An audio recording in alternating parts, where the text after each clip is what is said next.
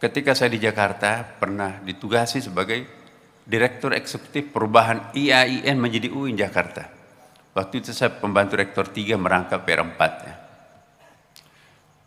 Terus nggak mungkin.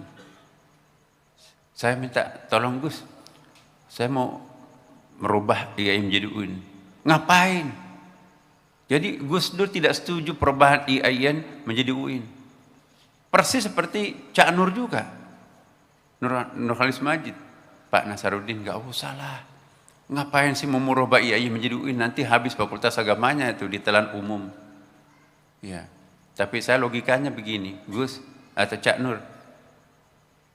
Islam itu kan universal. Oh iya, rahmatan lil alamin. Kalau sekolah tinggi itu hanya seperti empang, kolam. Kalau institut itu seperti danau. Ya. Sedangkan universitas itu adalah seperti samudra tak terbatas. Kalau Islam itu universal, maka universitas Islamlah yang paling tepat mewadahi universalitas Islam. Bisa juga kamu berlogika ya, murid kita kan. Nah terus apa yang terjadi? Oh boleh juga ya orang kampung ini mimpin UIN. Jadi serah terimalah MOU jadi. Seandainya tidak ada Gus Dur, UIN itu tidak ada. Inilah jasanya almarhum. Tahun berikutnya Yogyakarta minta dibantu. Saya yang konsultan, saya yang bikinkan juga. Proposal itu banyak yang jadi saksi. Akhirnya 7 UIN ikut di belakang Jakarta, saya konsultannya. Dan alhamdulillah Bapak Ibu sekalian, termasuk Surabaya juga. Itu gara-gara tanda tangannya Gus Dur. Kita bacakan surah Al-Fatihah Gus Dur. Assalatu wassalamu alaik.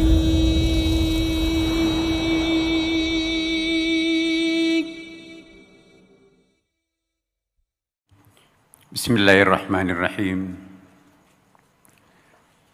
Assalamualaikum warahmatullahi wabarakatuh. Selamat malam dan salam sejahtera untuk kita semuanya. Alhamdulillah. Alhamdulillahilladzi khalaqal mauta wal hayata liyabluwana ayyuna ahsanu amalana. Walhamdulillahil qail wa ma arsalna min rasulin illa liyuta'a bi'idznillah. Walau annahum izzalamu anfusahum ja'uka fastaghfirullah wastaghfir lahumur rasul lawajidullaha tawwabar rahima. Wa qala aidan wa la tahsabanna alladhina qutilu fi sabilillahi amwata bal ahya' 'inda rabbihim yurzaqun. Thumma qala aidan kama arsalna fikum rasulan minkum yatlu 'alaikum ayatina wa yuzakkikum wa yu'allimukumul kitaba wal hikmah wa yu'allimukum ma lam takunu ta'lamun. Allahumma salli wa sallim ala sayyidina wa habibina wa syafi'ina wa maulana wa atba'ina wa imamina wa qurrati a'yunina Muhammadin sallallahu alaihi wasallam. Ma ba'd. Yang saya hormati Gus Irfan, sahabat saya, yang sekarang ini alhamdulillah menjadi Kepala BPH, Badan Penyelenggara Haji.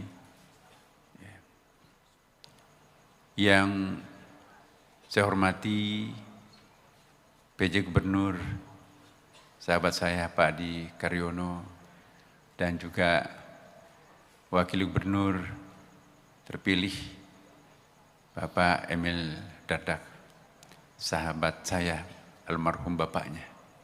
Sama-sama jadi wamen dulu pada periodenya Pak SBY. Yang sama-sama kita hormati guru saya di sini hadir, Al-Mukarram Kiai Haji Agil Sirat.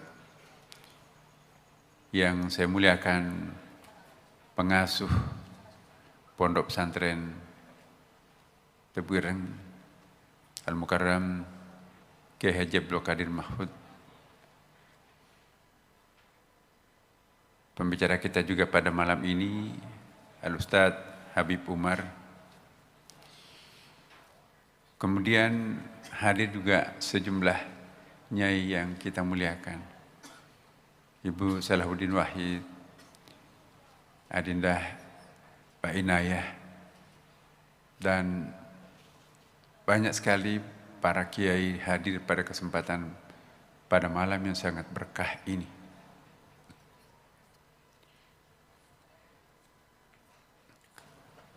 Bapak Ibu sekalian, di dalam kitab Futuhatul Makkiyah, lepas mukadimah, jadi halaman berapa saya lupa itu, 10 ke bawah. Di situ ada komentar Ibnu Arabi bahwa kalau kita datang menziarahi makam wali, lalu kita duduk membacakan surah Yasin, maka roh al-maghfurlah, almarhum, juga ikut membacakan surah Yasin dan ikut mengaminkan doa-doa yang dipanjatkan kepada Allah Subhanahu wa ta'ala. Dalam halaman lain, Ibnu Arabi pernah satu saat melaksanakan umrah di depan Ka'bah, bingung. Apakah yang dimaksud dengan salat di depan Ka'bah atau di kota Mekahnya yang mendapatkan pahala 100.000 kali dibandingkan dengan masjid lain di luarnya. Lalu entah bagaimana caranya, karena ulama yang sejati, para aulia, bisa berkomunikasi bukan hanya pada orang yang hidup, tapi juga orang yang sudah wafat. Maka itu alangkah miskinnya seorang murid kalau gurunya hanya orang-orang hidup. Tiba-tiba Abu Bakar As-Siddiq datang. Assalamualaikum ya Abu Bakar. Saya bingung. Apa yang dimaksud hadis itu? Apakah sholat di pelataran Ka'bah atau di batas tanah haram? Lalu Abu Bakar As-Siddiq mengatakan, waktu Rasulullah hidup menyampaikan kepada kami bahwa yang dapat pahala sebanyak itu bukan hanya pelataran Ka'bah tapi batas tanah haram. Ibnu Arabi juga terkenal dengan kitab Fususul Hikam. Ada seorang muridnya, ya Syekh, aneh buku ini. Saya baca redaksi yang sama malam ini, inspirasi baru muncul. Saya baca lagi besok, inspirasi baru lagi yang muncul. Ini seperti mata air yang tidak pernah kering. Oh, itu bukan buku saya, nak. Itu pemberian Rasulullah. Jadi mimpi berjumpa Rasulullah, dikasih buku. Khudh hadzal kitab Fususul Hikam. Kita bisa lihat di dalam muqaddimah syarahnya Al-Qaisari. Di situ disebutkan riwayat ini. Jadi orang yang wafat itu masih bisa memberikan efek terhadap orang yang hidup. Kalau orang hidup memberikan efek terhadap orang yang wafat, biasa, tak terbantahkan.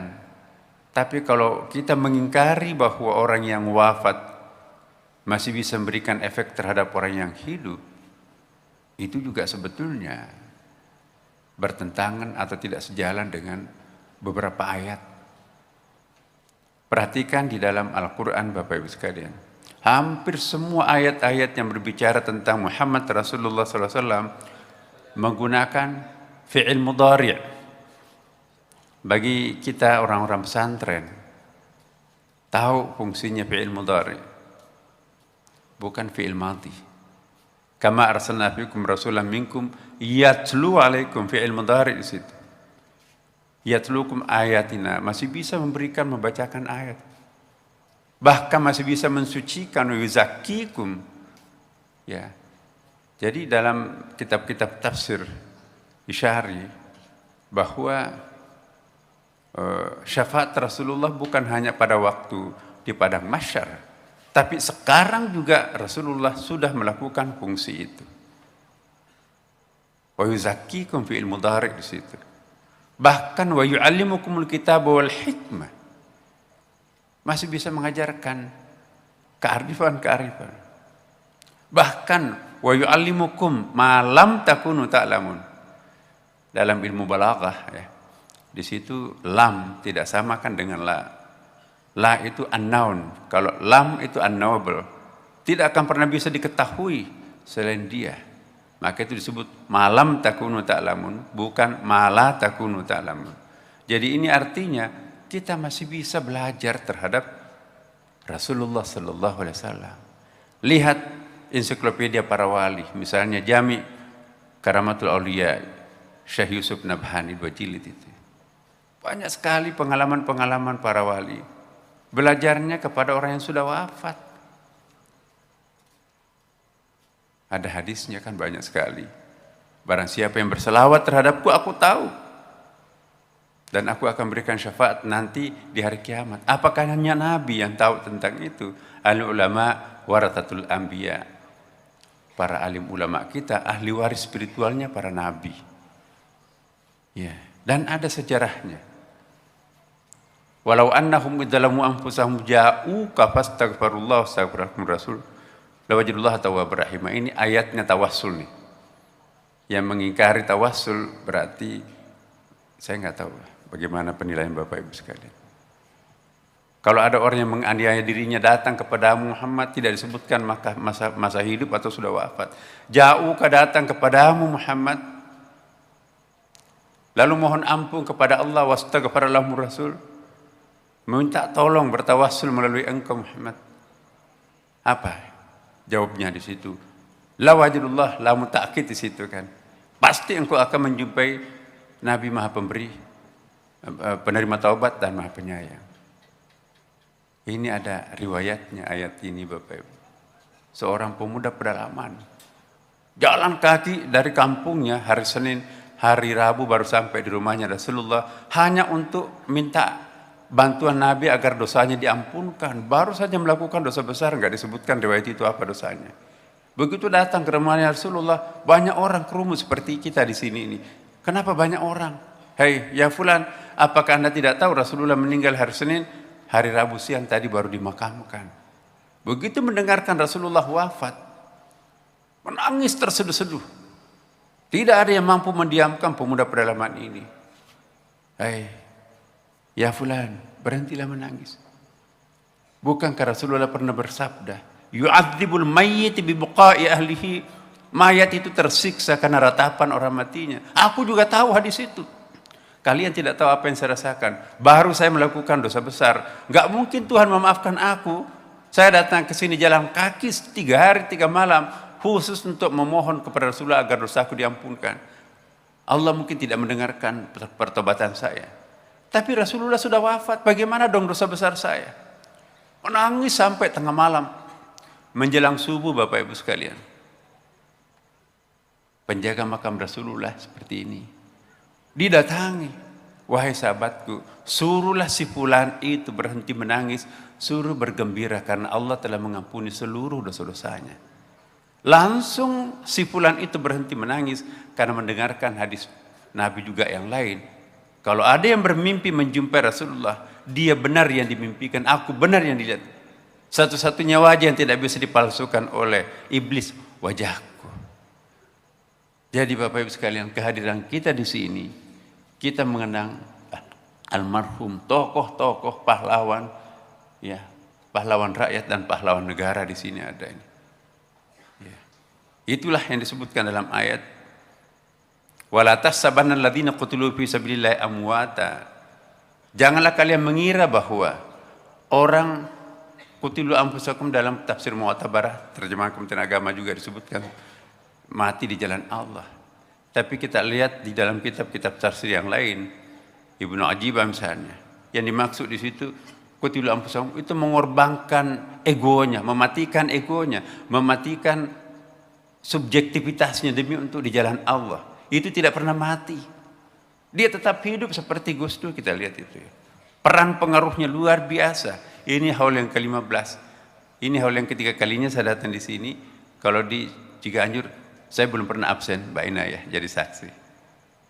Nah, bal ahya, dia tetap hidup. Bahkan lanjutan ayat itu, inna rabbihim yurzaqun, masih terus mendapatkan rezeki dari Allah. Ini isyarat bahwa orang mati pun membutuhkan rezeki. Salah satu rezekinya orang mati itu adalah doanya orang hidup. Orang yang tidak pernah mendapatkan kiriman doa dari orang hidupnya, lihat Ihya Ulumuddin, itu nanti akan jadi pengemis. Menunggu hari Jumat ketika ada khatib pembaca khutbah keduanya itu, Allahumma ighfir muslimin wal muslimat wal mu'minina wal mu'minat al hayya minkum wal amwat innaka samiun qaribun mujibu da'wat rabbil alamin. Begitu kata al ahya wal amwat muncul, rebutan bagaikan anak ayam kelaparan tuh. Wah, ada mantan menteri, mantan gubernur di situ rebutan tuh. Mantan presiden juga ada. Ya, tapi ada yang santai duduk di situ. Bapak Ibu kok kenapa santai nggak ikut rebutan? Saya nggak perlu. Kenapa? Anak saya kan santri Tebu Ireng. Iya, anak-anakku setiap habis salat 5 waktu dia kirimkan saya surah Al-Fatihah. Masya Allah, bahagia sekali engkau. Saya juga punya anak banyak, tapi tidak satu pun mendoakan aku. Harta warisan saya diludaskan gitu kan. Tidak lama kemudian, Bapak Ibu beberapa diantaranya ikut rebutan juga. Bapak Ibu kenapa ikut rebutan? Iya, anak saya dulu yang rajin mendoakan aku sudah wafat. Cucu-cucuku yang sekolah di luar negeri sana, di Amerika, di Eropa, jangankan doa salat pun juga enggak. Terputuslah. Jadi mari kita mewariskan amal jariah ini ya, dengan cara mendidik anak kita di pondok pesantren, didoktrinkan bahwa sedikit artinya buat kita, besar artinya buat almarhum. Doa kita kepada Gus Dur malam ini, itu kita lihat dalam kitab kuning, banyak kitabnya nih. Nanti guru kita Kiai Agil Sirat akan menjelaskan. Ya. Ada Kitabut Tajassudil A'mal, atau dalam buku lain Babut Tajassumil A'mal, bab tentang penjelmaan doa orang hidup kepada orang mati itu berubah menjadi parcel, berubah menjadi bingkisan yang sangat menghibur orang sana. Ini artinya bahwa orang yang mati pun masih bisa memberikan efek terhadap orang hidup. Makanya itu kita diminta, ya, innallaha malaikatahu yusalluna fi al-mudhari, di situ, ya. Bahkan sekarang dan akan datang, Allah dan para malaikatnya berselawat kepada Nabi. Apakah Nabi Muhammad sudah wafat atau belum? Sudah wafat fisiknya. Tapi kenapa kenapa Allah merintahkan kita kalau nggak ada gunanya lagi berkomunikasi dengan orang mati? Ngapain kita disuruh di situ? Ada fi'il amarnya kan? Ya ayyuhalladzina amanu, wahai orang beriman. Kalau nggak beriman nggak usah dipanggil. Sallu itu fi'il amr. Berselawatlah kepada Nabi Muhammad. Kita pun juga diminta, tadi kita mendengarkan lantunan selawat indah sekali. Nggak mungkin kita diperintahkan kalau nggak ada manfaatnya. Manusia itu kan makhluk abadi, wujud abadi. Apa yang dimaksud wujud abadi? Diawali ketiadaan, tidak diakhiri ketiadaan. Sekali jadi manusia tidak akan pernah jadi manusia, cuma transit aja ke 5 alam itu kan. Sampai di neraka pun orang-orang penghuni neraka teriak, ya laitani kuntu turaba, ya Allah kembalikan aku jadi tanah. No way, nggak mungkin. Ya, kamu pasti akan terus abadi. Ada wujud azali, Allah Subhanahu wa taala tidak diawali ketiadaan, tidak diakhiri ketiadaan. Alam ini hawadits, diawali dan diakhiri dengan ketiadaan. Bapak Ibu sekalian, inilah sedikit kenangan saya yang saya ingin sampaikan juga. Satu poin saja di antara sekian banyak. Ketika saya di Jakarta pernah ditugasi sebagai Direktur Eksekutif Perubahan IAIN menjadi UIN Jakarta. Waktu itu saya pembantu rektor 3 merangkap PR4 ya. Terus, nggak mungkin. Saya minta tolong Gus, saya mau merubah IAIN menjadi UIN. Ngapain? Jadi Gus Dur tidak setuju perubahan IAIN menjadi UIN. Persis seperti Cak Nur juga. Nurholis Majid. Pak Nasaruddin, nggak usah lah. Ngapain sih mau merubah IAIN menjadi UIN? Nanti habis fakultas agamanya itu ditelan umum. Ya. Tapi saya logikanya begini, Gus atau Cak Nur, Islam itu kan universal. Oh iya, rahmatan lil alamin. Kalau sekolah tinggi itu hanya seperti empang, kolam. Kalau institut itu seperti danau. Ya. Sedangkan universitas itu adalah seperti samudra tak terbatas. Kalau Islam itu universal, maka universitas Islamlah yang paling tepat mewadahi universalitas Islam. Bisa juga kamu berlogika ya, murid kita kan. Saya katakan hal yang sama kepada Gus Dur. Ketawa Gus Dur. Tapi saya nggak setuju. Hari Sabtu berikutnya, presidennya. Jadi saya ke rumahnya pas azan maghrib, naik masih nggak tahu pakai celana panjangnya itu Mbak Ina ya. Gus, assalamualaikum Gus. Ini karena dulu kan kita sering di rumah beliau. Minta tanda tangan. Apa lagi? UIN lagi. Iya Gus, kami mau pinjam dana dari IDB, Islamic Development Bank. Saya kan nggak setuju dengan ini. Iya Gus, bisa nggak ditandatangani ini? Untuk apa itu? Saya jelaskan, kita akan pinjam uang ke IDB. Berapa? 500 miliar. Masih jumlahnya besar pada waktu itu. Untuk apa perubahannya? Saya nggak setuju. Tapi sini suratnya saya tanda tangani. Tanda tangani surat itu Bapak Ibu sekalian. Besoknya saya ke Kementerian Keuangan, masih orangnya jadi saksi itu. Iya. Marah kepada saya. Ini namanya patah komplit saya ini. Jadi Direktur Dana Luar Negeri Pak Kementerian Keuangan itu tadinya mau nggak setuju, tapi kan tanda tangannya Presiden. Seandainya tidak ada tanda tangannya Gus Dur, sampai hari ini belum ada UIN di tempat lain. Iya. Dialah yang punya tanda tangan sampai Bank Indonesia, Islamic Development Bank mau mendanai IAIN. Nah, akhirnya, ya ini ada ceritanya sedikit, mohon waktu Pak. Saya Direktur Eksekutif, permohonan saya ke Bank Dunia, Bank Islam pada waktu itu, 20 halaman diketawain sama Presiden Direkturnya. Orang minta 500 miliar cuma proposalnya 20 halaman. Orang lain minta uang di sini tidak ada di bawah 2.500 halaman. Proposal lampirannya ini nggak ada, ini enak aja. Sanggup nggak engkau membuat lampiran-lampirannya 2.500 halaman? Sanggup. Dalam 1 minggu? Sanggup. Saya bilang, ini apaan ini? Sanggup. Nah, nekat betul. Saya diam-diam. Ngundang PR4 IPB, PR4 ITB, PR4 UGM, PR4 UI. Hadir semua di puncak. Saya PR4 waktu itu. Nah, Pak, kami dapat tantangan. Islamic Bank mau asal kita 2.500. Bagaimana mungkin Pak Nasar ngetik 2.500 itu 1 minggu nggak cukup. Bahasa Inggris lagi kan, atau bahasa Arab. Gimana dong? Nah, Pak Rohmin Dahuri, pembantu Rektor 4 IPB, ini rahasia ini baru saya ungkap di tempat ini Gus. Pak Nasar, begini, saya akan mau mendirikan Universitas IPB, tapi tidak mendapatkan izin dari menteri saya. Ngapain IPB mau menjadi universitas? Proposal saya yang 3.000 halaman itu aja diganti. Saya nggak tahu apakah pelanggaran atau enggak. Tapi saya rubah, ambil filenya. Semua kata-kata IPB diganti dengan UIN Jakarta. Bahasa Inggris. Jadi saya turun dari puncak sampai ke kantor Pak Zumardi Asra, rektornya pada waktu itu, tanda tangan. Hah? Kok kenapa bisa? Diam aja, nanti kita cerita. Tanda tangan, karena beliau rektor, saya direktur eksekutifnya itu kan. Nah, harus sampai hari ini, karena kan waktu itu hari Senin. Jadi hari ini harus sampai, karena rapat selisih 6 jam Saudi Arabia kan, di Indonesia. Jadi jam 7 baru ditandatangani Pak Rektor. Jadi tiga rangkap itu Bapak, 3.000 kali 3 rangkap itu besar.